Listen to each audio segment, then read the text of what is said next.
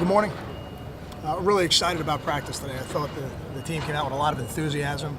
The guys were flying around. We played a fair amount of live football today, so it was good to see them come back like that after Saturday's scrimmage. Questions?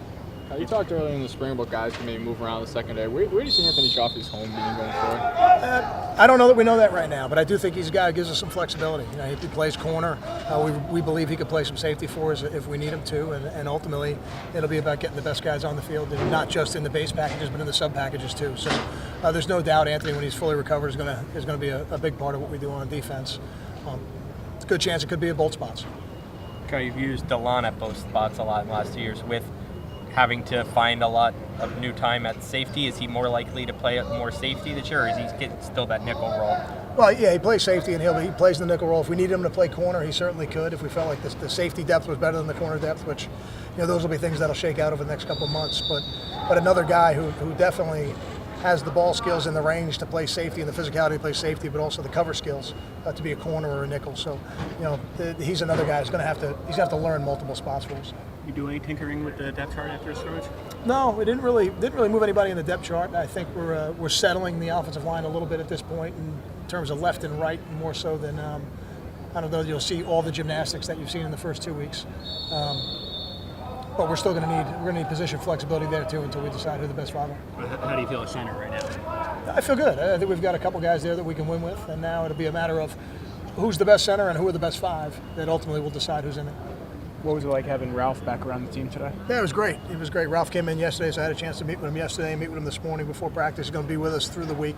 And again, just a tremendous resource for me as the head coach and for really everybody on the team. You know, somebody who's been an offensive coordinator, been a head coach, been a defensive coordinator in his career. So there's no limit to the knowledge he brings to this program. How's Kai Hester been so far? I'm sorry? How's Kai Hester been so far through the spring? Well, he made a big hit in the red zone drill today. That was good. And I think Kai is still learning our system. You know, he spent last year on the scout team. I'm pleased with how he's working. There's no question he brings some physicality to that position, he and Davon. So we'll know a lot more, I think, when we start training camp after he's had a chance to review the entire spring. But, you know, in the first 2.5 weeks, I'm pleased with what he's doing. Just another kind of versatility question. Quanzel, where do you see him? Give you a couple different options on the line? Yeah, I don't know that I have an answer for that one just yet either, because it'll depend a little bit on our depth in the fall. But you know, Quanzel's another really smart football player who's a powerful athlete, an explosive guy, and he's played E. He can play three technique. He can play nose. He's played R. You know, there's a lot of things he can do, much like a guy like David Maluski did for us at different points in his career. So he's a valuable guy.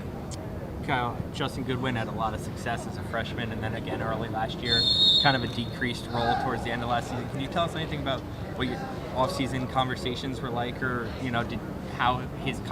what his confidence was like coming back into spring? You know, the conversations are private. I wouldn't speak to those in public. But Justin's a competitor.